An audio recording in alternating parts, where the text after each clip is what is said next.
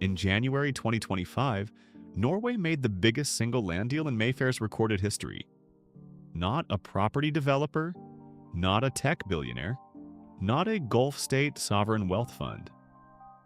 Norway, the country, acting through its £1.4 trillion national oil fund. Norway paid £305.7 million for a 25% stake in 175 Mayfair buildings, a portfolio valued at £1.2 billion clustered around Grosvenor Street and Mount Street. And here's the detail that makes this transaction extraordinary. The family that sold that stake kept the freehold on every building. Norway bought the income. The Grosvenors kept the ground. This episode tells the full story of who owns Mayfair. Not the surface answer, the complete answer. A 12-year-old girl who married in 1677 and whose swamp is now worth £9.9 billion. The specific legal mechanism that generates income from that swamp every single day without the Grosvenors needing to do anything at all. The trust structure that saved the family approximately £4 billion in inheritance tax when the 6th Duke died in 2016. And the country that is now quietly buying significant stakes in not just Mayfair, but Regent Street, Covent Garden, Carnaby Street, Savile Row, and Soho simultaneously. Stay to the end, because the closing answer to who owns Mayfair is not the one the Grosvenors put in their press releases. October 10th, 1677, St. Clement Danes Church, London. The story of who owns Mayfair begins not with a business decision or an investment strategy. It begins with a marriage. On the 10th of October 1677, Sir Thomas Grosvenor, a 21-year-old Cheshire baronet, married Mary Davies. Mary was 12 years old. She was also the sole heiress to the manor of Ebury, 500 acres of meadow, marsh, and farmland lying to the west of the old London city walls. Her father, a London scrivener named Alexander Davies, had died when she was 6 months old, leaving her as the inheritor of land that contemporary observers described, in the language of the era, as worthless. It was muddy ground beyond the city. Nobody particularly coveted it. The Grosvenors did not need the land to be valuable in 1677. They needed it to be theirs. And they needed to hold it long enough for the city of London to grow west, toward them. That took approximately 40 years. From 1720, the Grosvenor family began laying out streets across what had been the manor of Ebury. They commissioned the grid of roads and squares that still define Mayfair today. They named everything after themselves, after Mary Davies, and after their ancestral estates in Cheshire. Every time a tourist photographs a street sign in Mayfair and thinks it is naming a place, they are actually reading the ownership history of the ground beneath their feet. In 1720, when development of the Grosvenor Estate began in earnest, the family made the single most consequential property decision in London's history. They decided not to sell. Instead of selling parcels of land and collecting one payment, the estate granted long leases. Builders came and constructed houses. Wealthy residents acquired those leases, typically for 60, 90, or 125 years. They occupied the buildings. They paid ground rent, they paid rates, they maintained the properties. But the ground beneath every building remained Grosvenor property. Here is the specific financial engine that most property documentaries never explain. When a lease on a Grosvenor Estate property approaches expiry, on a flat worth £3 million in Belgravia, for example, the leaseholder must negotiate a renewal with the estate. The payment required for that renewal is called an enfranchisement premium. On a £3 million flat, that premium can exceed £200,000. There are approximately 1,500 properties on the Grosvenor Estate in Mayfair and Belgravia. Each one has a lease. Each lease has an expiry date. Every year, somewhere across those 300 acres, a lease is expiring. A negotiation is taking place. A check is being written to the estate. This cycle has operated continuously since the 1720s. 305 years of lease expiry premiums, ground rent receipts, and development income. From land that costs nothing to acquire beyond the dowry of a 12-year-old girl in 1677. Current estimated value of the Grosvenor Estate in Mayfair and Belgravia? £9.9 billion. Number of acres sold from that estate in 349 years. 0. On the 9th of August 2016, Gerald Grosvenor, the 6th Duke of Westminster, died of a heart attack while walking on his Lancashire estate. He was 64 years old. His estate was valued at approximately £9.9 billion. Under the standard British inheritance tax rate of 40%, the tax liability on a £9.9 billion estate would have been approximately £4 billion. That is £4 billion payable to the government before the new Duke could assume control of the estate. The Grosvenors paid a fraction of that figure. They paid it because the estate does not pass from Duke to Duke in the conventional sense.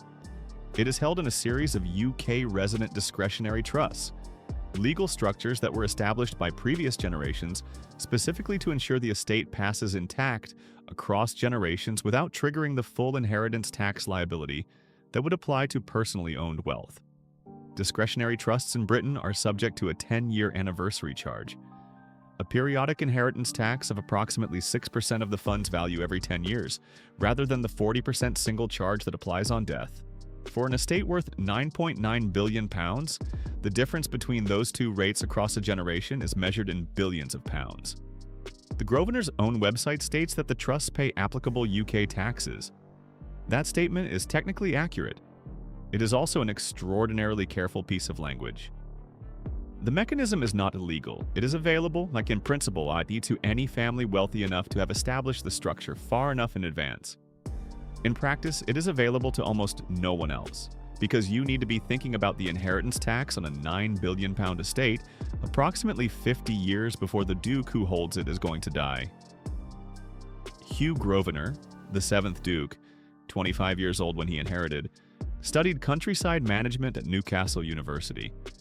He was working as an account manager for a green technology startup the afternoon before his father died. The next morning, the trust structure built by his ancestors meant he controlled £9.9 billion without paying £4 billion to access it. The estate system protects the estate. It always has. Here's where the popular story about Mayfair needs to be corrected. The Grosvenors do not own all of Mayfair, they never have. Mayfair developed under multiple land ownership patterns. The Grosvenor Square District, yes, but also the Berkeley Square District, which developed under different aristocratic ownership, and numerous other parcels that have been sold, transferred or acquired by companies, funds, and private investors over 3 centuries. Today, ownership of Mayfair is fragmented among freeholders, leaseholders, offshore companies, property funds, individual investors, and, as of January 2025, the Norwegian government.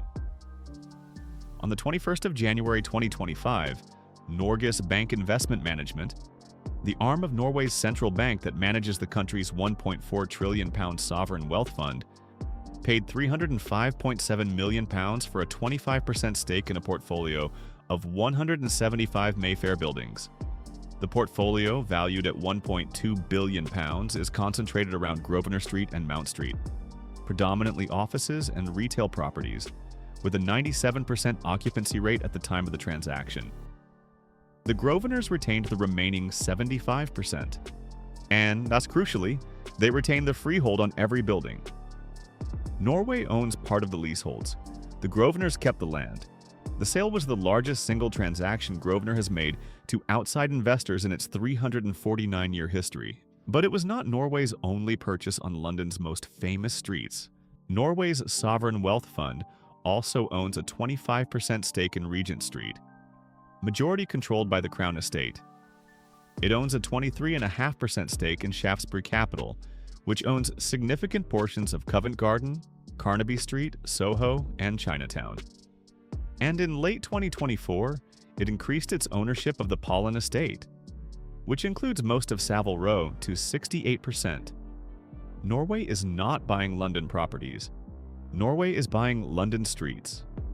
Here is the final layer of the ownership question, and it is the one that surprises even experienced property lawyers. Within areas covered by the Grosvenor Mayfair Estate Management Scheme, certain changes to buildings require not only planning permission from Westminster City Council, but also written consent from Grosvenor. That includes external alterations and additions to buildings on or near the estate, even buildings whose freehold has been sold to third parties. A buyer can purchase a Mayfair building outright. They can own the freehold, they can own the title deed, and they can still find that replacing the windows, altering the facade, or adding an extension requires approval from the family whose ancestor married a 12-year-old girl 349 years ago. This is not unusual in British property law. Estate management schemes are a legitimate and legal mechanism. The Grosvenors use it to protect the architectural character of Mayfair, which protects the quality of the neighborhood, which protects the value of everything the estate still owns on it. The control outlasts the ownership. The influence outlasts the freehold. That, in its most precise form, is how old money works. So, who really owns Mayfair? The honest answer has 5 layers. Layer 1, the residents and businesses. They own their leases. They occupy their buildings. They pay their ground rent and their service charges. Layer 2, the freeholders. For most of the historically significant Mayfair estate, that is the Grosvenor family. Specifically the trusts that hold the estate in perpetuity across generations. Layer 3, Norway. As of January 2025, Norway's sovereign wealth fund owns a 25% economic interest in 175 Mayfair buildings worth £1.2 billion. Layer 4, the estate management scheme. The Grosvenors retain legal influence over what can be changed on or near their historical estate, regardless of who holds the title deed. Layer 5, history itself.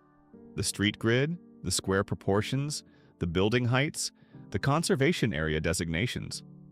All of it reflects decisions made between 1720 and 1850 that current owners can alter only at the margins. But here's the answer that goes deeper than any of those 5 layers.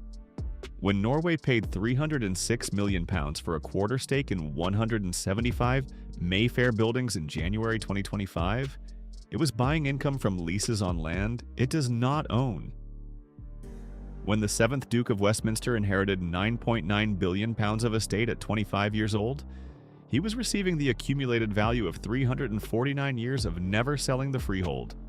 When you walk down Grosvenor Street or Mount Street today, past the boutiques and the restaurants and the private banking offices, you are walking on ground that has been under continuous Grosvenor control since a 12-year-old girl married a Cheshire baronet in a church in 1677. Nobody built Mayfair as a financial strategy. They built streets and squares and houses. And then they held the ground. The crown sits on the royal family's head. The ground of Mayfair sits under the Grosvenor's name. Norway got the income from 175 buildings for £306 million. The Grosvenors kept the land. That transaction, one of the largest in Mayfair's history, tells you everything you need to know about the difference between old money and new money. New money buys the building. Old money keeps the ground. Next week on Blood and Sterling, we leave Mayfair and walk 1 mile south into Belgravia, the neighborhood the Grosvenors built from Docklands dirt in 1825 and named entirely after their Cheshire estates. The white stucco terraces, the private garden squares, Eaton Square, Chester Square, and the trust structure that has kept every inch of it in the same family for 200 years.